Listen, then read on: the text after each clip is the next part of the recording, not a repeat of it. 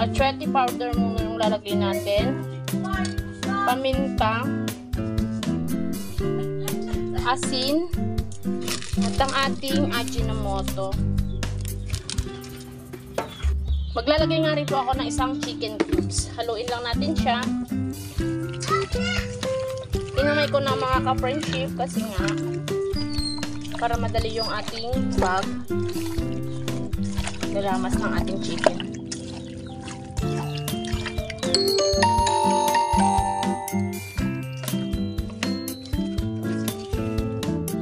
Maglalagay din ako ng konting harina.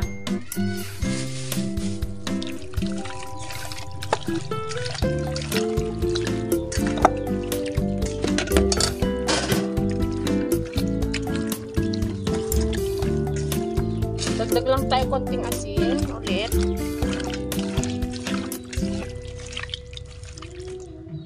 Okay, ibabad natin siya ng 30 minutos para sa ating susunod na pagluluto. Magigisa na tayo ng ating sibuyas at bawang.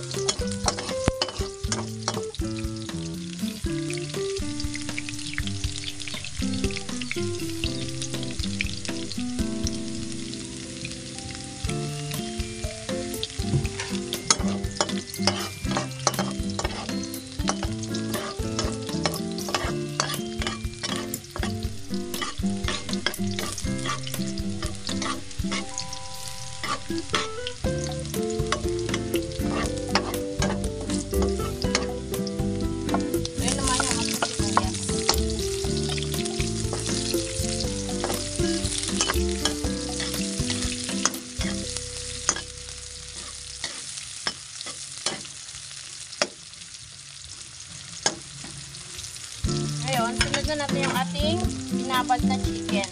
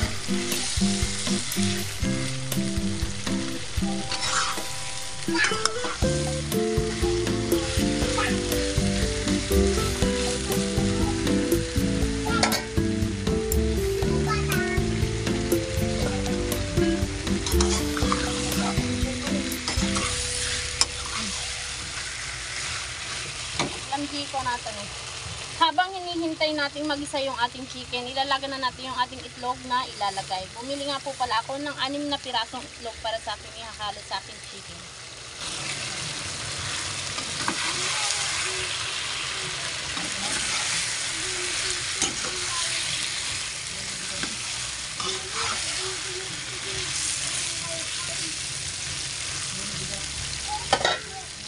Ayan naman yung ating itlog.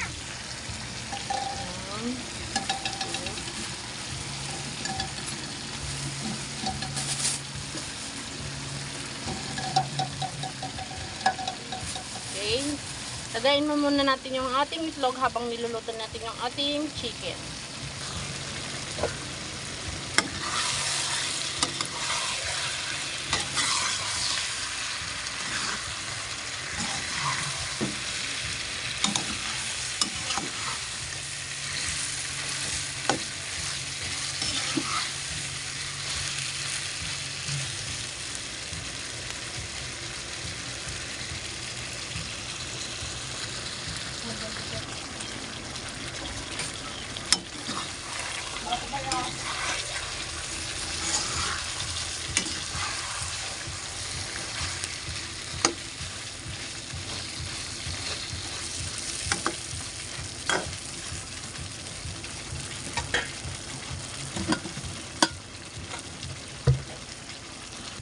Okay, nagdagdag na nga po pala ako ng isang tasang tubig para sa ating pagpapalambot sa ating chicken.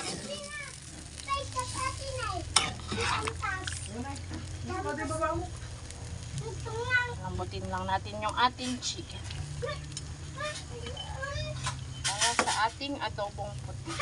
Kaya po tinawag na adobong puti kasi asin lang po yung gagamitin natin. Instead na toyo po yung gagamitin natin is asin lang yung ating pantitimpla. Same process lang po siya sa adobong ginamitan ng toyo sa ating adobong puti. Pero asin lang po yung ating gagamitin para sa ating alat ng ating adobong puti. Nailagay ko na nga rin po pala yung ating itlog para sabay na rin po siya na madlaga habang inaan natin siya para hindi naman sayang ang ating gasol. Kaya nilagay ko na po ang ating itlog sa ating pinagpapakuluan ng ating chicken. At kung bago pa lang po kayo sa aming channel, don't forget to like and share at subscribe para updated po kayo sa aming mga susunod na po mga recipes. And keep on watching po mga ka-friendship.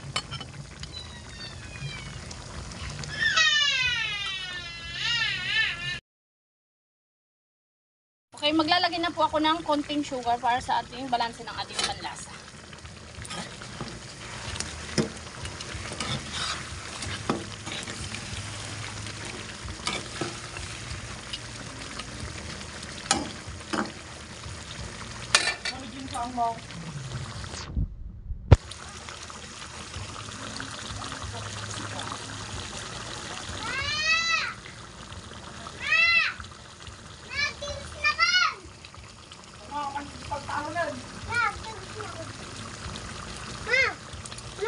Di kantog di gusan.